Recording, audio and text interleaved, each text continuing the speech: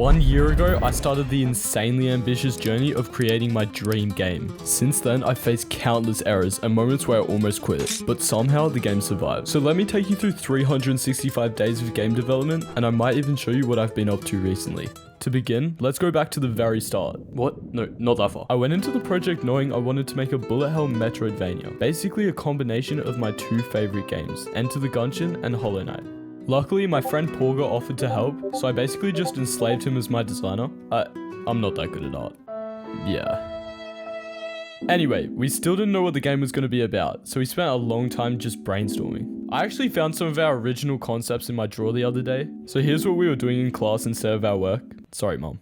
I didn't know it yet, but this was going to be one of the most ambitious things I've done in my life. We wanted it to be about bugs, and we wanted a fly to be the main character. Porger is a huge fan of writing lore, so I could tell he was super happy to just get into making the story for the game. So here's a really simple overview of what happens. You're a fly. You're running from a storm. You fall into a spider's burrow. Ouch! Your wing got violently ripped off on a rock as you fell. Joke's on you, it was actually both wings. Everything goes black. You wake up not knowing where you are, and you can't remember where you came from. A worm gives you a gun. And now, it's up to you to try and repair your wings to escape a massive spider's burrow. I'm not going to tell you anymore because I don't want to spoil anything. And now it was time to actually start making the game. Now, luckily, when I started, I'd already been making games for over 5 years. But there was one big issue. I've never finished making a game. Like, everything I've ever made is half finished or just really unpolished. This shouldn't be an issue at all, right? The first thing I did was code the game prototype. No art, no polish, just the raw mechanics. And, well, yeah, it was definitely something. After this, I personally felt like there was nothing new to code. I thought it would be super simple. I just add art, build out some areas, then the game would be done. I was very wrong.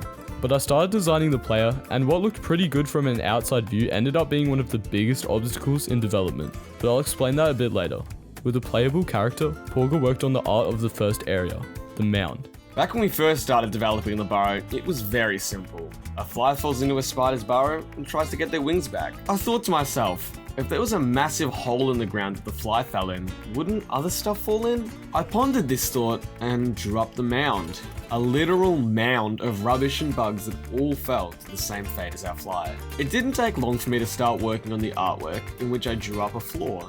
A mix of dirt and rocks, kind of haphazardly placed around. Though this was the first bit of art I drew, and so I may redo it later down the line.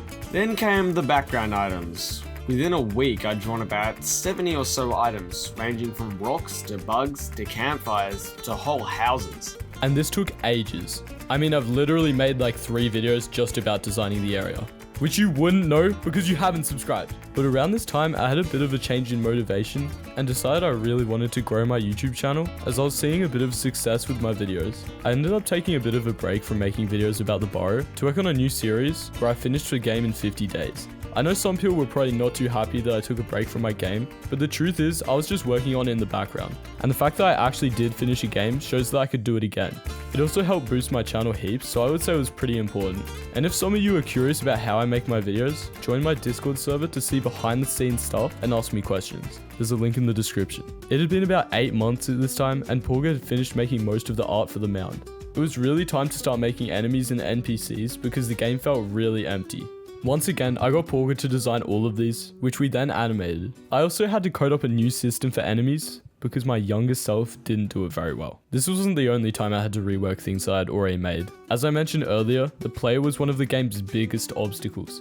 And the reason for that was because I was horrible at designing when I first made him. This made it extremely hard to make new animations for the player, because I didn't properly separate the layers. So, it was hard, but I redesigned him completely. At this point, it had been about 11 months, and you may be wondering why I skipped a lot. I haven't really talked about it much on this channel, but believe it or not, I have a life. Every weekday, I go to school, which takes about 8 to 9 hours out of my day, leaving me with about 5 hours of free time when I get home. And I do try to spend as much time as possible on my game and the channel, but exercising, studying, and spending time with the people I love is super important to me as well. And so development can be really slow at times, not because I'm not working on the game, but because I don't have a heap of time to work on it. In the months following, I spent a huge amount of time continuing to polish what we had, make other side quest videos, which helped with the channel, fix bugs, and recently we just released a video about the UI of the game, which is pretty awesome, so you should go check that out. And now that the backstory is over, I can tell you about all the new stuff we've added. We've been doing a heap of work on this sub area of the mound called the cross into cavern,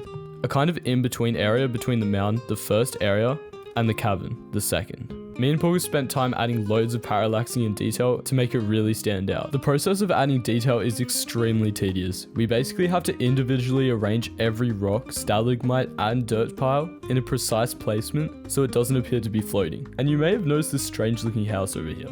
This is the Muddy House, and it's where you meet Hafimble, a librarian who tells you about the game's town, another area we plan on making soon. So I designed the interior to the house, as well as Hafimble, who we've shown before, but I didn't do the greatest job at the animations over a year ago, so I got Melted to improve them for me. I also added a door system, which gives you a heap of options to choose from, so that I can make some door variations, like whether it needs a key, or if it teleports you to a new area, or just opens. As well as adding a transition effect, so now instead of just seeing yourself teleport from one place to another, you're smoothly transitioned into it. I embarrassingly forgot to mention the health and posture bar last video after telling everyone that I would.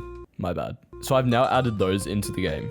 Basically, when you take damage, a red bar shows how much damage you've taken in the moment, then the bar adjusts to show your total current health, which I think is a pretty cool addition. Oh, and you may have noticed the new damage animation. Yeah, I think this is awesome. I recoded the whole inventory system, which was very fun. We also finalized the tutorial boss. I'm not going to give you any spoilers though. And finally, a death animation. And yeah, I kinda lied. It would have been our year-long anniversary in March or April for making this game. It's been a bit over a year and a half now. But after all this time, I haven't really stopped making the game. So the question I get asked the most is, what's my motivation? What makes me continue? Personally, I think having a simple motivation like I want to be famous or I want to be rich really won't cut it. You need to have a definitive thing that will always be with you. You will always want and will almost always force you into doing work. For me, it's that I need to make an impact on Earth before I die. And I know that's pretty dramatic, but it honestly works really well. To make an impact, I want to inspire people. I want to make money and donate it to charities, live a full life, and be remembered in a good way. So if you're planning on making a game or are feeling really demotivated, I'd recommend thinking of an existential reason to continue rather than just whenever you feel like it. As for what we plan on in the future, obviously getting a demo released is our main priority, so hopefully that will be out before the end of the year, as well as making a Kickstarter to fund the game. So make sure to subscribe so that you can keep up with everything that's happening. And that's a year of game dev as a 17-year-old.